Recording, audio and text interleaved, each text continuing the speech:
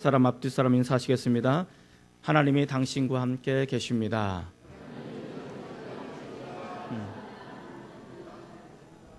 이 시간 하나님이 여러분과 함께 계심을 믿으시고 그 주님과 함께 동행하시는 복된 삶을 사시기를 주님의 이름으로 축원을 드립니다. 마가복음을 한 지 거의 2년 가까이 된 것 같습니다.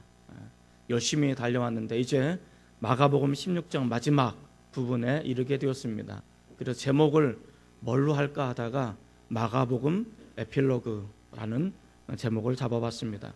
두 번에 걸쳐서 이 부분을 살펴볼 터인데 오늘은 우리가 첫 번째, 두 번째 살펴볼 것이고 다음 주에는 세 번째 우리가 살펴보도록 하겠습니다. 마가복음을 통해서 이렇게 시작하고 있습니다.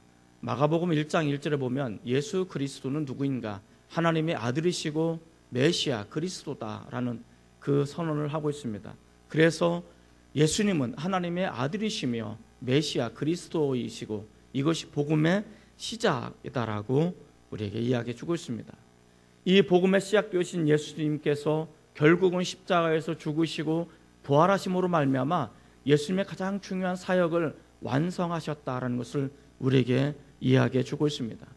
이 예수님을 통해서 우리가 거듭나고 구원받고 우리가 하나님의 자녀로 살아갈 수 있게 되었음을 우리에게 설명해 주고 있습니다. 그런데 여기서 우리에게 매우 중요한 진리 한 가지를 소개해 주고 있습니다. 그것은 뭐냐면 누군가가 우리에게 복음을 전해주고 누군가가 우리에게 교회 가자는 말을 해 주었고 또 다른 누군가가 예수 믿어야만이 구원받고 천국을 갈 수 있다라고 이야기해 준 결과로 우리가 이 자리에 나와 있게 되었다는 사실입니다. 우리가 이 자리에 앉아 있는 것은 하나님의 귀한 축복이고 은혜일 거라 저는 믿습니다.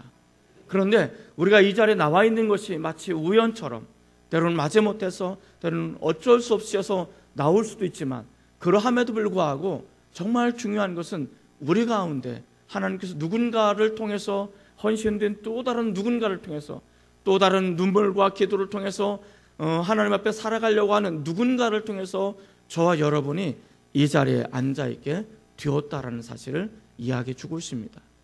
마찬가지로 여러분을 통해서 또 다른 누군가가 위로받기를 소망하고 여러분의 인생을 통해서 여러분의 내면 손길을 통해서 또 다른 누군가가 위로받기를 원하고 구원받기를 원하시는 하나님 아버지의 마음이 이 안에 담겨져 있다는 것을 우리에게 이야기해 주고 있습니다.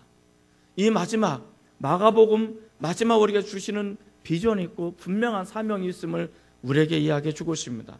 그 사명의 자리로 우리가 어떻게 하면 나갈 수 있을까? 이 마가복음 마지막 부분을 통해서 우리에게 주시는 하나님의 영적인 교훈들은 어떤 것이 있을까를 우리가 먼저 점검해 보면서 그 사명의 자리에 나가셨으면 좋겠습니다.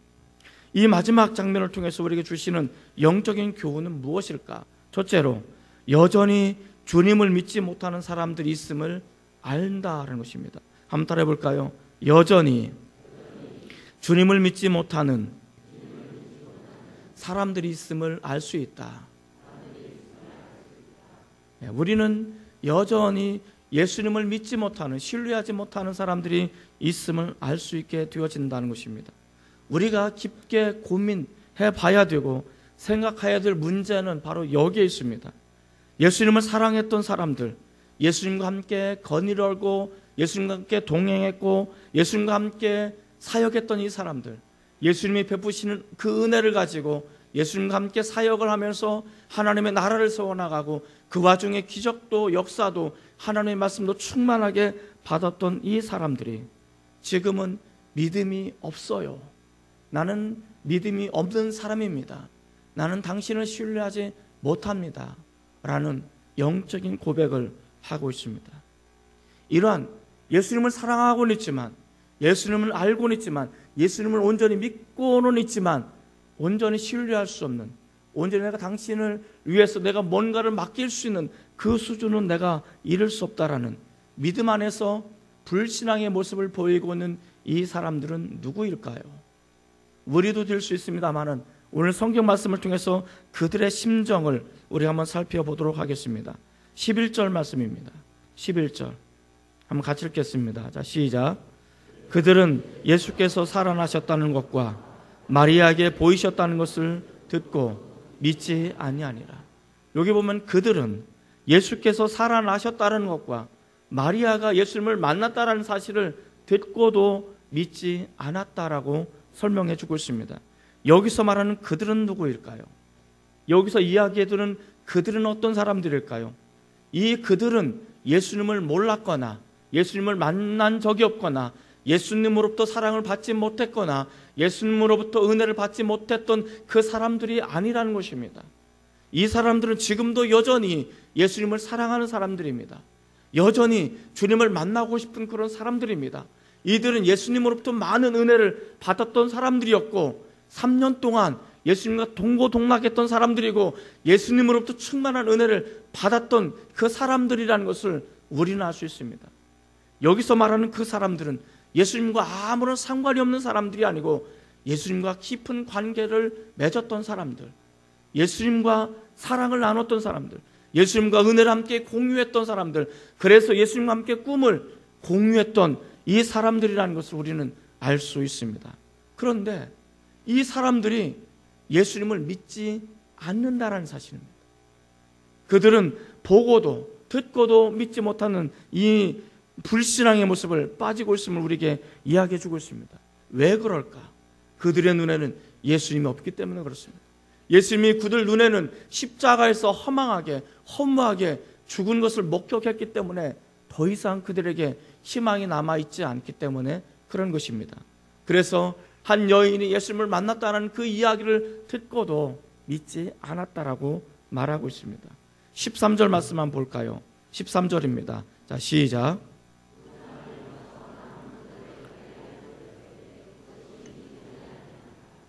두 사람이, 이 두 사람은 12절과 연관해서 읽어보면 엠마오로 내려가는 그런 제자임을 우리는 누가복음 24장을 통해서 알 수 있습니다. 이들은 실망한 채 고향으로 낙향하게 됩니다. 이에 더 이상 예루살렘에 남아있을 이유가 없어서 그들은 절망을 안고 고향으로 돌아가는 중에 예수님을 만난 사람들입니다. 그리고 예수님을 경험한 사람들입니다. 그들이 고향으로 내려가는 걸 발걸음을 멈추고 다시 돌이켜서 예루살렘에 오게 되어집니다. 그리고 남은 제자들에게 말합니다. 우리가 부활하신 예수님을 만났다.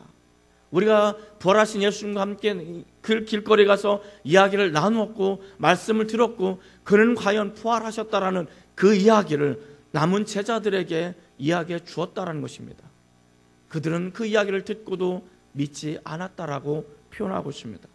여기 보면 13절을 표현하면 그들은 좀 더 많은 사람들, 예수님을 좀 더 경험했던, 예수님을 여전히 사랑하는 좀 더 많은 부류들을 말하고 있습니다. 그런데 13절에 보면 남은 제자들을 말하고 있습니다. 이 제자들은 어떤 사람들입니까? 예수님으로부터 특별히 선택받은 사람들입니다.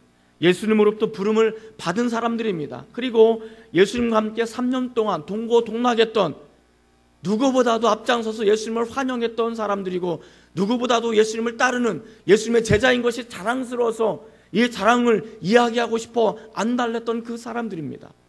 이렇게 예수님과 동고동락했던 가장 가까운 예수님과 예수님의 마음을 가장 잘 알고 있는 그 사람들, 이 사람들이 믿지 않았다라는 것입니다.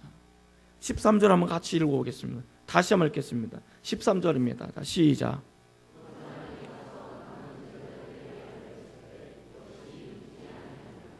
이 13절을 통해서 제가 묵상을 하는데 제 마음을 아프게 했던 단어 하나가 있습니다.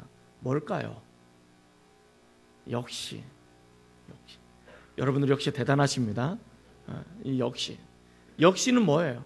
당연하다는 뜻이. 당연하다는 뜻이. 이 남은 제자, 그들은 그래도 예수님의 제자의 폭에, 그렇게 긴밀한 폭에 속하지 않았기 때문에 그들은 의심할 수도 있어요. 믿지 않을 수도 있습니다. 그러나 이 제자들만큼은 달라야 되지 않아요. 이 제자들만큼은 특별히 하나님으로부터 부름을 받고 예수님도 친히 택함을 받은 이 사람들은 좀 더 뭔가 달라야 되잖아요. 그런데 이들도 역시 예수님을 부활하신 것을 믿지 않았다라는 것입니다. 여기 보면 참 마음 아픈 것이 있어요.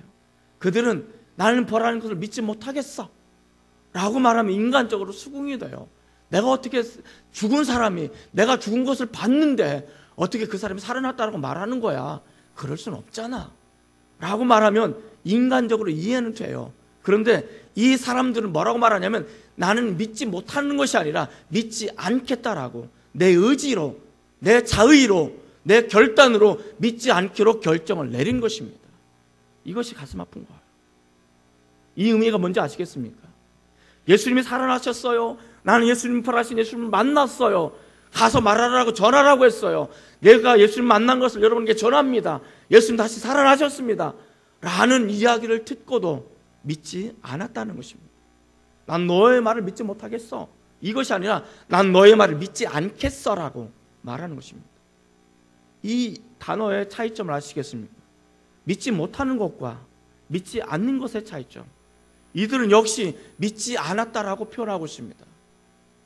무엇이 이들로 하여금 예수님 부활하셨다라고 말씀하심에도 불구하고, 부활하신 주님을 내가 만났다라고 이야기함에도 불구하고, 증언을 함에도 불구하고 어떤 것이 이들로 하여금 그 부활을 믿지 않게 만들었을까?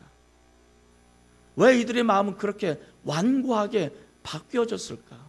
여전히 예수님을 사랑하고는 있지만, 여전히 예수님을 그리워하는 하고는 있지만, 그래도 예수님이 살아나셨다는 것을 믿지 않은 이유가 도대체 뭘까? 우리는 이들을 비난하기에 앞서, 이들에게 손가락질하기에 앞서 이들이 왜 예수님이 살아나신 것을 믿지 않는 걸까? 우린 그것을 한번 좀 더 깊게 생각해보고 묵상해 둘 필요가 있지 않겠는가 생각하게 되어집니다. 많은 사람들이 오히려 이런 표현을 합니다. 많은 사람들이 교회를 다녔다가 안 다니는 사람도 있습니다.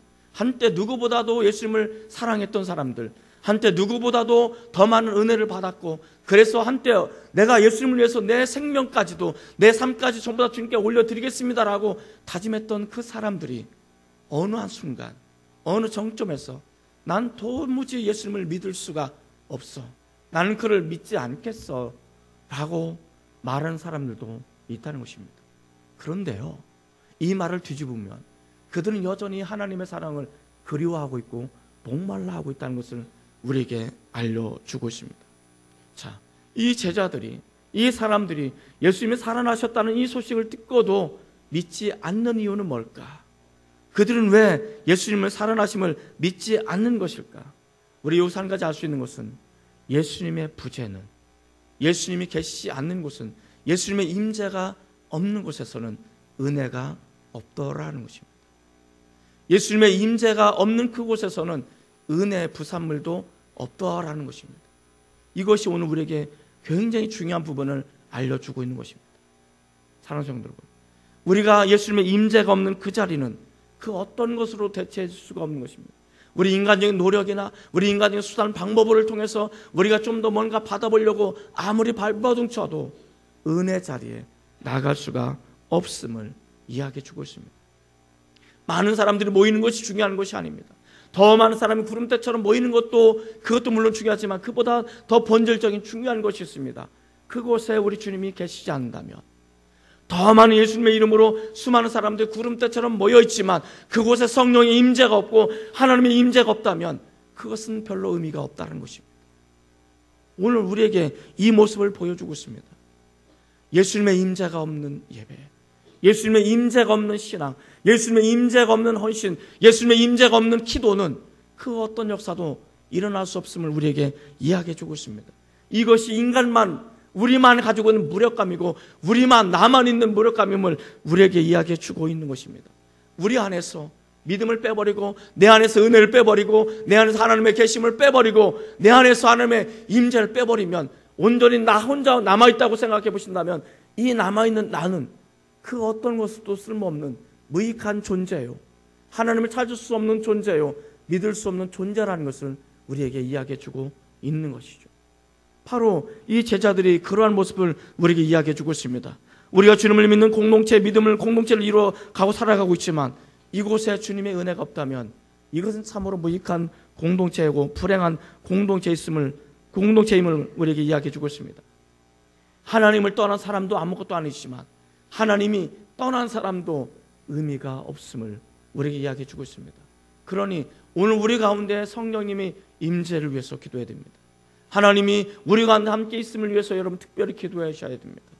하나님이 우리와 함께 하셔야만이 주님의 은혜가 우리 가운데 임재해야만이, 하나님의 성령이 우리 가운데 임재해야만이 나는 비로소 그리스도인, 나는 비로소 하나님의 자녀가 될 수 있음을 고백합니다라고 말할 수가 있는 것이죠. 예수님과 함께 동고동락했던 이 사람들, 예수님의 제자인 것이 자랑스러웠던 이 사람들, 예수님과 더불어 하나님 나라의 사역을 이뤄나가는 것이 너무나 자존감이 높고 뿌듯했던 이 사람들이 어느 한순간 예수님이 떠나가자 그들은 뿔뿔이 연약한 가운데 무너질 수밖에 없는 걸 우리에게 이야기해 주고 있습니다. 나를 의지하지 마십시오. 여러분 자신을 의지하지 마십시오. 내가 가지고 있는 그 어떤 것을 의지하지 마십시오. 예수님이 떠나면 우리는 무익한 존재, 아무것도 할 수 없는 연약한 존재, 믿지 못하는 것이 아니라 믿지 않는 그런 존재로 바뀌어질 수 있음을 우리에게 이야기해 주고 있는 것입니다. 또 하나, 이들이 예수님을 믿지 않는 이유는 도대체 뭘까? 왜 그들은 예수님을 믿지 않는다라고 말할 수밖에 없을까? 그것은 상처와 아픔이 너무 크기 때문에 그렇습니다. 우리가 가지고 있는 상처와 아픔이 너무 크면 우리 마음의 여유 공간에 그분을 받아들일 수 있는 공간이 없는 거예요. 내 안에, 내 마음속 안에 상처가 너무 크면, 아픔이 너무 크면, 슬픔이 너무 커버리면 우리 주님이 나에게 다가오셔서 위로의 손길을 경험할 수가 없는 것입니다. 12절 말씀을 한번 같이 읽어보겠습니다. 12절입니다. 자, 시작.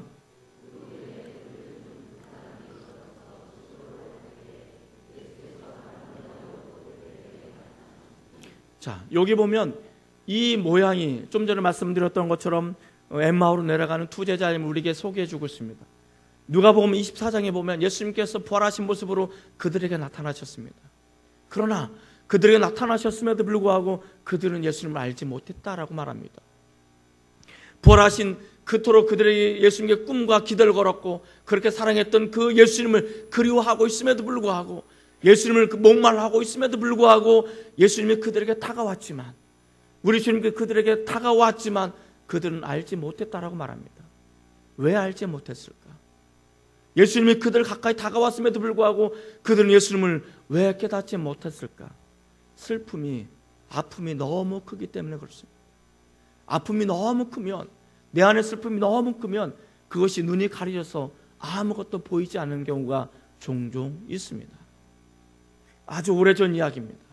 제가 첫 사역지였던 여주교회 부교육자로 있을 때입니다.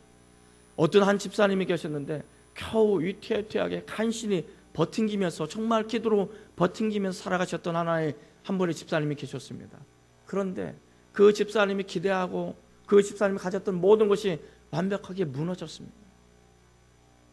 그래도 간신히 신앙의 힘으로 힘든 상황 속에서 간신히 버팅기고 있었는데 이 버팅긴 것이 무너진 거예요. 그토록 소망했던 것이 다 무너진 거예요. 슬픔이 너무 크게 됐습니다. 하나님에 대한 분노가 치오르게 됩니다. 하나님, 내가 하나님에서 얼마나 헌신한지 아십니까? 내가 하나님 앞에 얼마나 이 문제를 가지고 오랫동안 기도한지 아십니까? 당신이 아시지 않아요? 내가 금식하며 때로는 처리하며 내가 간절하게 작정하며 이것을 가지고 얼마나 기도한지 아시지 않습니까? 내가 이렇게 기도하고 내가 이렇게 헌신하고 내가 이렇게 하나님 앞에 나갔으면 최소한도 하나님께서는 나한테 이러실 수 없는 거 아니에요? 최소한도 이것은 지켜줘야 되지 않습니까? 왜 이것조차도 다 망가뜨리고 무너지게 하고 이제 내가 더 이상 비빌 언덕도 없게 만드시는 것입니까? 하나님을 향한 원망이 있습니다. 하나님을 향한 분노가 가슴속에 치밀어 올라오게 됩니다. 모든 것이 원망의 대상이고 슬픔이 너무 커서 모든 것이 보이지 않는 그런 상황 속에 놓여졌던 집사님이셨어요. 어떻게 해요? 신방을 가야지. 신방을 갔는데 겨우 마지못해서 언제 받아놓은 틀이었어요. 그래서 그 집에 들어갔습니다. 집에 들어갔는데 이것저것 이야기하는데 전혀 들리는 것 같지 않아요. 자기 이야기만 합니다. 자기 아픔만 이야기합니다. 하나님의 원망에 모든 걸 쏟아놓기 시작합니다. 내가 어떻게 이렇게 했는데 하나님 나한테 어떻게 이럴 수가 있느냐. 하나님 너무하다고. 하나님 도대체 내가 하나님 믿어야 될 이유가 전혀 없다고. 그렇게 이야기하시는 분을 봤습니다. 그리고 많은 이야기를 나누고 돌아오는데 내가 집사님을 위해서 지금 기도해 드릴까요? 라고 내가 물었습니다. 그분이 이렇게 대답합니다. 매우 단호하게 싸늘한 대답입니다. 저를 위해서 기도해 주지 마세요. 나 그 기도 필요 없어요. 나 기도 안 받겠습니다. 그렇게 말씀하시는 거예요. 여러분, 그 마음이 얼마나 컸으면, 그 상처가 얼마나 컸으면 하나님에 대한 분노가 치솟고, 그 마음의 상처가 얼마나 컸으면 그 내내 그 이야기를 하고, 마지막 내가 당신을 위해서 기도하는 그 기도조차도 거절할 수밖에 없는 이 사람, 왜 이렇습니까? 마음의 아픔이 너무 크면 그렇게 될 수 있다는 것입니다.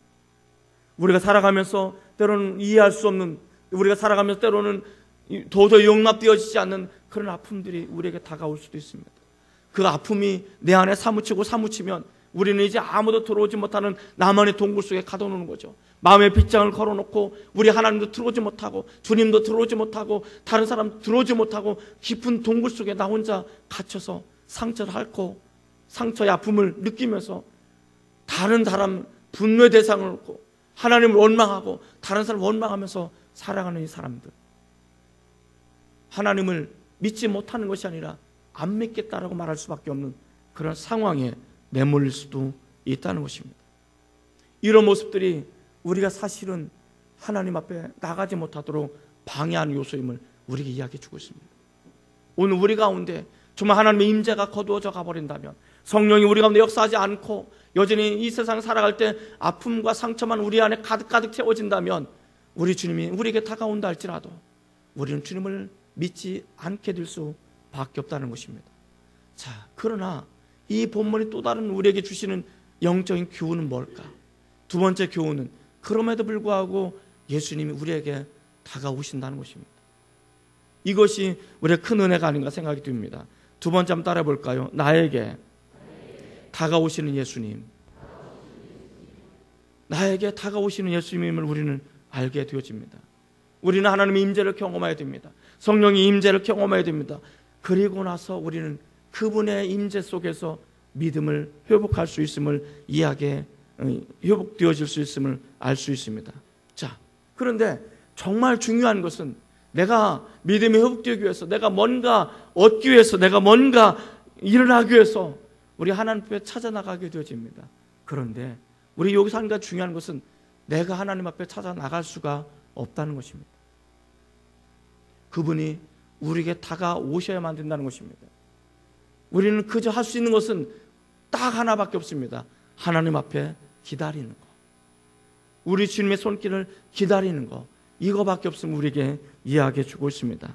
16장 9절 말씀을 우리 한번 같이 읽어보겠습니다. 16장 9절입니다. 자, 시작.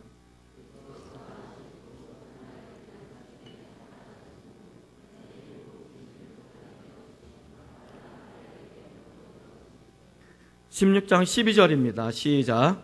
그 후에 그들 중 두 사람이 걸어서 시골로 갈 때에 예수께서 다른 모양으로 그들에게 나타나시니, 자, 14절 말씀 시작.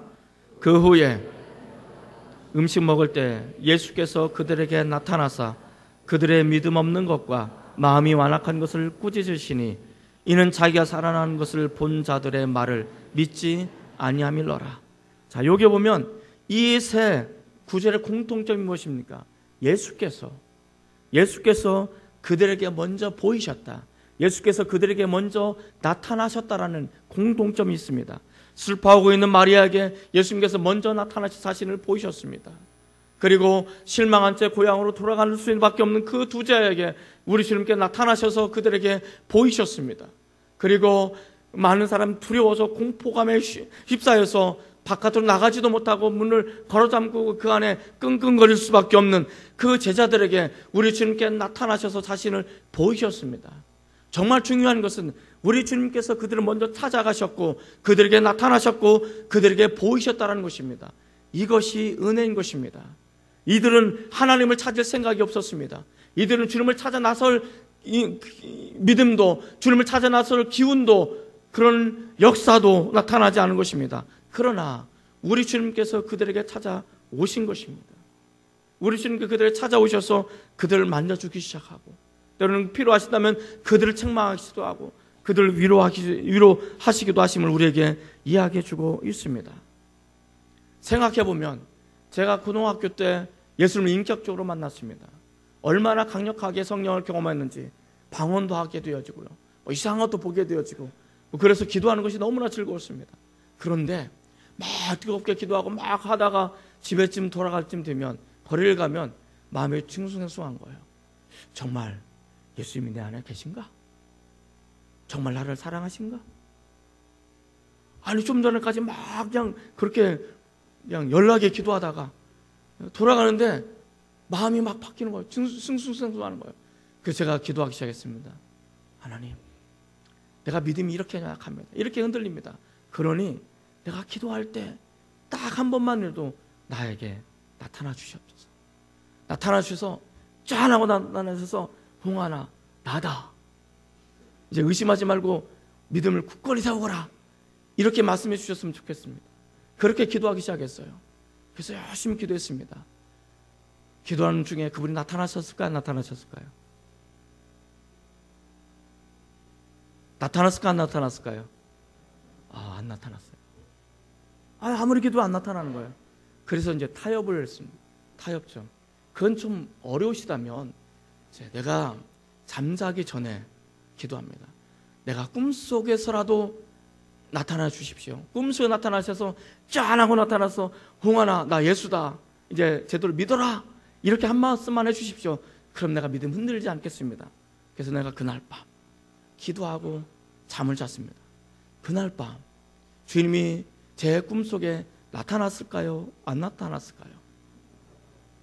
안 나타났어요. 그렇게 계속 몇 날 며칠 그렇게 기도했습니다. 몇 날 며칠 기도하는데 그분이 나타났을까? 안 나타났을까요? 여전히 안 나타났습니다. 어느 날 제가 기도하고 잤습니다. 그 어느 날 밤 여전히 기도하고 잤는데 그 어느 날 밤 주님이 나에게 나타났을까? 안 나타났을까요? 나타났을까? 안 나타났을까요? 예, 그 어느 날 밤 우리 주님이 저에게 나타나지 않으셨습니다. 그러면 지금까지 주님이 저에게 나타났을까? 안 나타났을까요? 안 나타났어요.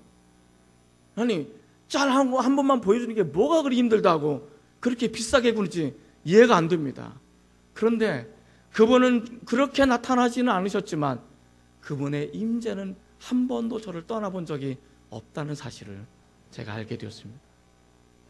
정말 중요한 것은 내가 원하는 모양으로, 내가 원하는 모양새로 그분이 나에게 나타나셨으면 내가 흔들리지 않을 것 같은데, 내가 믿음이 견고하게 세워질 것 같은데 그렇게 나타나진 않으시고 엉뚱하게 뒤돌아보면 그 발걸음 걸음마다 주님의 흔적이 아니고서는 도무지 설명되어지지 않는 은혜의 발걸음이었음을 저는 비로소 깨닫게 되어집니다. 그때는 몰랐는데, 그 순간은 몰랐는데 뒤돌아보니까 그분이 나와 함께 하셨다는 거.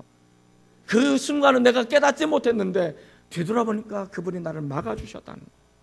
나를 이렇게 지켜주셨구나. 그분이 나를 한 번도 떠나본 적이 없으시구나라는 것을 제가 알게 되었습니다.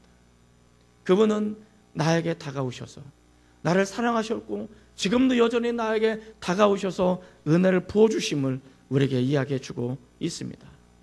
그렇다면 한번 생각해 보십시다. 주님이 나와 함께 하신다는 것을 내가 어떻게 알 수 있을까요? 주님의 임재가 나에게 임했다는 것을 내가 어떻게 알 수 있을까? 성령이 내 가운데 임재했다는 것을 내가 어떻게 알 수 있을까? 막 기도할 때, 방언을 할 때 성령 임재하는 것을 알 수 있을까? 내가 기도할 때 막 병든사람이 뻘떡뻘떡 일어나는 것을 통해서 예수님이 임재하는 것을 알 수 있을까? 물론 그런 것을 통해서 우리는 주님의 임재를 알 수 있을 것입니다. 그런데 많은 사람들에게 주님이 임재를 알 수 있는 가장 좋은 방법이 있는데 뭘까? 많은 사람들이 이렇게 이야기합니다. 나는 예수님을 믿는 사람으로서 이렇게 살면 안 되는데, 이제는 변화된 모습으로 살고 싶은데 나는 왜 이렇게 연약해서 또 이렇게 넘어지고 또 넘어질 수밖에 없는 걸까? 나는 변화되어진 모습으로 주님의 기쁨이 되기를 원하는데, 나는 하나님만 바라보고 살고 싶은 마음이 내 안에 간절한데 왜 나는 그렇게 살지 못하는 걸까? 나는 주님의 거룩한 제자로 닮아가고 싶고 주님을 닮아가고 싶고 주님 앞에 살고 싶은 그런 간절한 마음이 내 안에 굴뚝같이 일어나고 있는데 왜 나는 그렇게 살지 못하는 것일까? 이렇게 갈등하고 가슴 아파하고 연민에 빠져 있다면 이 사람은 하나님이 그 안에 계신 거예요. 이 사람은 성령께서 그 안에 역사하심을 우리에게 보여주는 것입니다. 정말 성령께서 없다면 그런 갈등이나 고민도 없게 되어지는 것입니다. 하나님이 내 안에 계시지 않는다면, 우리 성령님이 우리 안에 계시지 않는다면 내가 하나님처럼 살고 싶고 주님을 닮아가고 싶고 하나님 원하는 모습대로 살고 싶은 마음도 없어질 것이고, 내가 그렇게 살지 못해서 안타깝고 발버둥 치고 나는 왜 이렇게밖에 못해 라고 가슴을 쓸어내릴 수밖에 없는 그런 삶의 모습을 살아가지 않는다는 것입니다.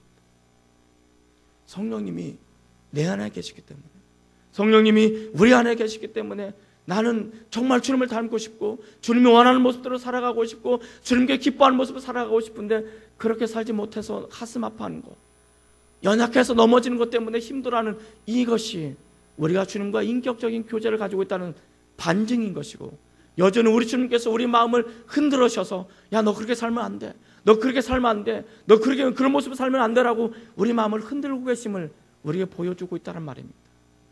사랑하는 성도 여러분, 이렇게 우리 주님이 우리에게 다가오셔서, 나에게 다가오셔서 우리 마음을 흔드실 때, 내 마음에 찔림을 주실 때, 내가 그렇게 살도록 열망을 부어주시는 그 순간에 우리 주님을 의지하고 우리 주님을 바라보고 결단하며 살아갔으면 좋겠습니다.